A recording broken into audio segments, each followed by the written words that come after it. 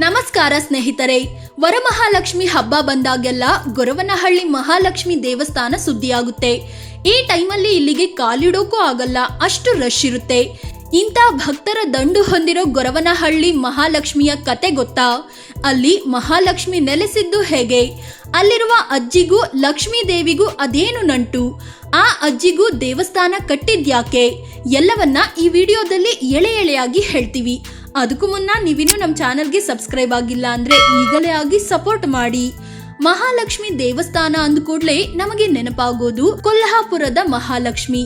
ಆದ್ರೆ ನಮ್ಮ ಕರ್ನಾಟಕದ ತುಮಕೂರು ಜಿಲ್ಲೆಯ ಕೊರಟಗೆರೆ ತಾಲೂಕಿನ ಗೊರವನಹಳ್ಳಿ ಮಹಾಲಕ್ಷ್ಮಿ ಏನ್ ಕಡಿಮೆ ಇಲ್ಲ, ಅಷ್ಟೇ ಫೇಮಸ್ ಇದೆ. ಆದ್ರೆ ಈ ಮಹಾತಾಯಿ ಗೊರವನಹಳ್ಳಿಯಲ್ಲಿ ನೆಲೆಸಿದ್ದರ ಹಿಂದೆ ಒಂದು ರೋಚಕ ಕತೆ ಇದೆ.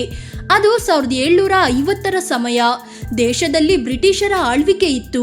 ಗೊರವನಹಳ್ಳಿ ಒಂದು ಸಣ್ಣ ಕುಗ್ರಾಮವಾಗಿದ್ದು ಇಲ್ಲಿ ಯಾದವ ಮನೆತನಕ್ಕೆ ಸೇರಿದ 7-8 ಫ್ಯಾಮಿಲಿ ಕೃಷಿ ಮಾಡ್ತಿದ್ರು. ಅವರಲ್ಲಿ ಅಬ್ಬಯ್ಯ ಎಂಬ ಒಬ್ಬ ಹುಡುಗನಿದ್ದ. ಅವನಿಗೆ ಅಪ್ಪ ಇರ್ಲಿಲ್ಲ. ಅಮ್ಮನ ಜೊತೆ ಹಸು ಮೇಯಿಸಿಕೊಂಡು ಜೀವನ ನಡೆಸ್ತಿದ್ದ. ಹೇಗೋ ಜೀವನ ಸಾಕ್ತಿತ್ತು.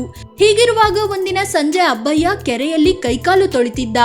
ಆಗ ಮಹಿಳೆಯೊಬ್ಬರ ಧ್ವನಿ ಕೇಳಿಸುತ್ತೆ. ಏನೋ ಭ್ರಮೆ ಇರಬೇಕು ಅಂತ ಸುಮ್ಮನಾಗ್ತಾನೆ. ಮರುದಿನ ಹೋದಾಗ ಅದೇ ರೀತಿ ಧ್ವನಿ ಕೇಳಿಸುತ್ತೆ. ಆ ಮಹಿಳೆ ನಾನು ನಿನ್ನ ಮನೆಗೆ ಬರ್ತೀನಿ, ಕರ್ಕೊಂಡು ಹೋಗು ಅನ್ನೋ ಧ್ವನಿ ಮತ್ತೆ ಮತ್ತೆ ಕೇಳಿಸುತ್ತೆ. ಅಬ್ಬಯ್ಯನಿಗೆ ಏನ್ ಮಾಡ್ಬೇಕು ಅಂತಾನೆ ಗೊತ್ತಾಗಲ್ಲ. ಸ್ವಲ್ಪ ಹೊತ್ತು ಇಲ್ಲೇ ಇರು, ನಾನು ಅಮ್ಮನ ಹತ್ರ ಕೇಳ್ಕೊಂಡ್ ಬರ್ತೀನಿ ಅಂತ ಮನೆಗೆ ಓಡ್ತಾನೆ. ಅಮ್ಮನ ಹತ್ರ ಎಲ್ಲವನ್ನ ಹೇಳ್ಕೊತಾನೆ.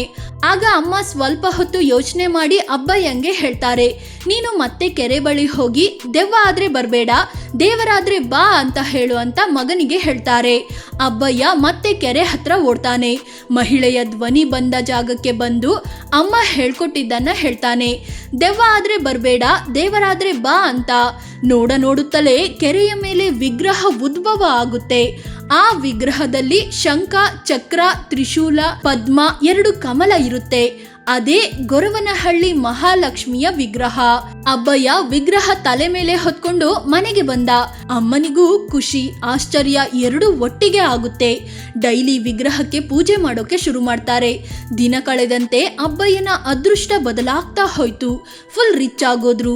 ಬಡವರಿಗೆ ಬಗ್ಗರಿಗೆ ದಾನ ಧರ್ಮ ಮಾಡುವಷ್ಟು ಶ್ರೀಮಂತಿಕೆ ಒಲಿದು ಬಂತು. ಪಕ್ಕದೂರಲ್ಲಿ ಇದ್ದ ಅಬ್ಬಯ್ಯನ ತಮ್ಮ ತೋಟದಪ್ಪ ಕೂಡ ಇಲ್ಲಿಗೆ ಬಂದು ವಾಸ ಮಾಡೋಕೆ ಶುರು ಮಾಡ್ದ.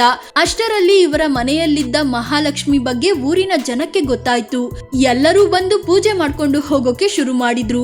ಕಾಲ ಕಳೆದಂತೆ ಅಬ್ಬಯ್ಯ ವಯಸ್ಸಾಗಿ ಸಾವನ್ನಪ್ಪಿದ. ಆಗ ತಮ್ಮ ತೋಟದಪ್ಪ ಲಕ್ಷ್ಮಿ ಪೂಜೆ ಮುಂದುವರಿಸಿದ. ಒಂದಿನ ತೋಟದಪ್ಪನ ಕನಸಿನಲ್ಲಿ ಮಹಾಲಕ್ಷ್ಮಿ ಬಂದ್ರು.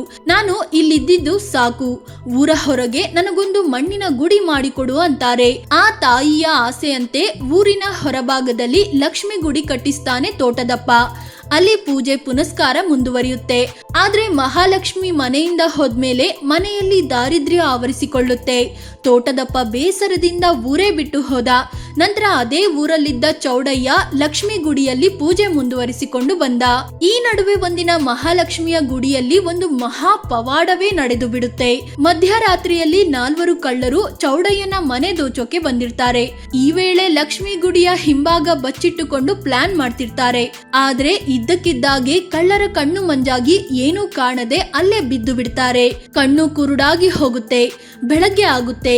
ಚೌಡಯ್ಯ ಎಂದಿನಂತೆ ಪೂಜೆ ಮಾಡೋಕೆ ಬರ್ತಾನೆ. ಆಗ ಕಣ್ಣಿನ ದೃಷ್ಟಿ ಕಳೆದುಕೊಂಡ ಕಳ್ಳರು ಅಲ್ಲೇ ಕೂತಿರ್ತಾರೆ. ಹಿಂಗಾಯ್ತು, ನಮ್ದು ತಪ್ಪಾಯ್ತು ಅಂತ ಗೋಳಾಡ್ತಾರೆ. ಆಗ ಚೌಡಯ್ಯ ಮಹಾಲಕ್ಷ್ಮಿಯನ್ನ ಪ್ರಾರ್ಥಿಸಿ 48 ದಿನಗಳಲ್ಲಿ ಇಲ್ಲಿ ಕಲ್ಲಿನ ದೇವಸ್ಥಾನ ಕಟ್ತೀವಿ ಅಂತ ಹರಕೆ ಕಟ್ಕೊಳ್ಳಿ ಅಂತಾರೆ. ಕಳ್ಳರು ಅದಕ್ಕೆ ಆಯ್ತು ಅಂದ ಕೂಡಲೇ ಅವರಿಗೆ ಕಣ್ಣಿನ ದೃಷ್ಟಿ ಸರಿಯಾಗುತ್ತೆ. ಆಗ ಕಳ್ಳರು ಕಲ್ಲಿನ ಮಂಟಪ ಕಟ್ಟಿ ತಮ್ಮಲ್ಲಿದ್ದ ದುಡ್ಡನ್ನೆಲ್ಲ ಕೊಟ್ಟು ಊರಿಗೆ ಹೊರಟೋಗ್ತಾರೆ. ಇದಾಗಿ ಸ್ವಲ್ಪ ದಿನ ಆದ್ಮೇಲೆ ಚೌಡಯ್ಯ ತೀರಿಕೊಳ್ತಾರೆ. ಆಮೇಲೆ ಇಲ್ಲಿ ಯಾರು ಪೂಜೆ ಮಾಡೋರೇ ಇರಲ್ಲ. ನಂತರ 1925ರಲ್ಲಿ ಮಧುಗಿರಿಯ ಕೊಡಿಗೇನಹಳ್ಳಿ ಕಮಲಮ್ಮ ಎಂಬಾಕೆ ಗೊರವನಹಳ್ಳಿಯ ಶಾನುಭೋಗರನ್ನ ಮದುವೆ ಆಗಿ ಈ ಊರಿಗೆ ಬರ್ತಾರೆ. ಇವರಿಗೆ ದೇವರಂದ್ರೆ ಬಹಳ ಭಕ್ತಿ. ಹೀಗಾಗಿ ಊರ ಹೊರಗೆ ಪಾಳು ಬಿದ್ದಿದ್ದ ಲಕ್ಷ್ಮಿ ದೇವಸ್ಥಾನವನ್ನ ನೋಡಿ ಅಲ್ಲಿ ಪೂಜೆ ನಿಂತು ಹೋಗಿದ್ದು ನೋಡಿ ಬೇಸರಗೊಳ್ತಾರೆ. ಕೊನೆಗೆ ಇವರೇ ದೇವಸ್ಥಾನವನ್ನ ಗುಡಿಸಿ ಸಾರಿಸಿ ರಂಗೋಲೆ ಹಾಕಿ ಪೂಜೆ ಮಾಡೋಕೆ ಶುರು ಮಾಡ್ತಾರೆ. ಆಮೇಲೆ ಇಲ್ಲಿಗೆ ಬರುವ ಭಕ್ತರ ಸಂಖ್ಯೆ ಹೆಚ್ಚಾಗುತ್ತೆ. ಕಮಲಮ್ಮನವರೇ ನಿತ್ಯ ಪೂಜೆ ಮಾಡ್ತಾ ಬರುವ ಭಕ್ತರಿಗೆ ಪ್ರಸಾದ ಕೊಡೋಕೆ ಶುರು ಮಾಡಿದ್ರು. 1968ರಲ್ಲಿ ದೇವಸ್ಥಾನವನ್ನ ಮತ್ತೆ ಹೊಸದಾಗಿ ಕಟ್ಟಿಸಲಾಯಿತು. ಇದಾದ್ಮೇಲೆ ಮಹಾಲಕ್ಷ್ಮಿ ಭಕ್ತರ ನಡುವೆ ಧನಲಕ್ಷ್ಮಿ, ಸಂತಾನ ಲಕ್ಷ್ಮಿ ಅಂತೆಲ್ಲ ಫೇಮಸ್ ಆದ್ರು. ಅಂದಿನಿಂದ ಇಂದಿನವರೆಗೆ ದೇವಸ್ಥಾನದಲ್ಲಿ ಭಕ್ತರ ಸಂಖ್ಯೆ ಹೆಚ್ಚುತ್ತಲೇ ಇದೆ. ಕಮಲಮ್ಮ 2002ರಲ್ಲಿ ವಿಧಿವಶರಾದ್ರು. ಕಮಲಮ್ಮನವರ ಸೇವೆಯನ್ನ ಕಂಡ ಜನ ಅವರನ್ನ ದೈವಿ ಸ್ವರೂಪಿ ಅಂತ ಪೂಜಿಸೋಕೆ ಶುರು ಮಾಡಿದ್ರು. ಅವರು ವಾಸವಿದ್ದ ಮನೆಯಲ್ಲೇ ಅಂತ್ಯ ಸಂಸ್ಕಾರ ಮಾಡಿ ಬೃಂದಾವನ ಕಟ್ಟಿಸಲಾಯಿತು. ಇಲ್ಲೂ ಡೈಲಿ ಪೂಜೆ ನಡೆಯುತ್ತೆ. ಮಹಾಲಕ್ಷ್ಮಿ ದೇವಸ್ಥಾನದ ಪಕ್ಕದಲ್ಲೇ ಈ ಕಮಲಮ್ಮ ಅಜ್ಜಿಯ ಬೃಂದಾವನ ಕೂಡ ಇದೆ. ಮಹಾಲಕ್ಷ್ಮಿ ದೇವಸ್ಥಾನಕ್ಕೆ ಹೋಗೋರು ಕಮಲಮ್ಮನ ಬೃಂದಾವನ ಕೂಡ ದರ್ಶನ ಪಡಿತಾರೆ. ಸ್ನೇಹಿತರೆ, ಇದು ಗೊರವನಹಳ್ಳಿ ಮಹಾಲಕ್ಷ್ಮಿಯ ಕಥೆಯನ್ನ ತಿಳಿಸಿಕೊಡೋ ಪ್ರಯತ್ನ. ನೀವು ಗೊರವನಹಳ್ಳಿ ಮಹಾಲಕ್ಷ್ಮಿ ದೇವಸ್ಥಾನಕ್ಕೆ ಹೋಗಿದ್ದೀರಾ? ನಿಮ್ಮ ಜೀವನದಲ್ಲೂ ಅವರ ಪವಾಡ ನಡೆದಿದೆಯಾ? ಕಾಮೆಂಟ್ ಮಾಡಿ ಹೇಳಿ. ಅದೇ ರೀತಿ ನೀವಿನ್ನೂ ನಮ್ಮ ಚಾನಲ್ಗೆ ಸಬ್ಸ್ಕ್ರೈಬ್ ಆಗಿಲ್ಲ ಅಂದ್ರೆ ಈಗಲೇ ಆಗಿ ನಮಗೆ ಸಪೋರ್ಟ್ ಮಾಡಿ. ನಿಮ್ಮ ಬೆಂಬಲ ನಮಗೆ ತುಂಬಾ ಮುಖ್ಯ. ಧನ್ಯವಾದ.